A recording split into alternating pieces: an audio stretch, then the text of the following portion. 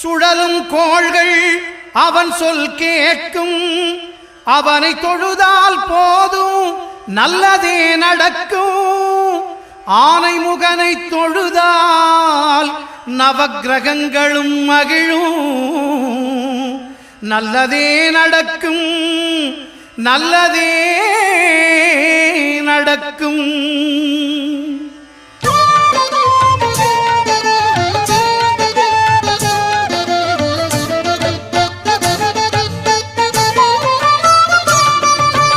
ஒன்பது கோளும் ஒன்றாய் காண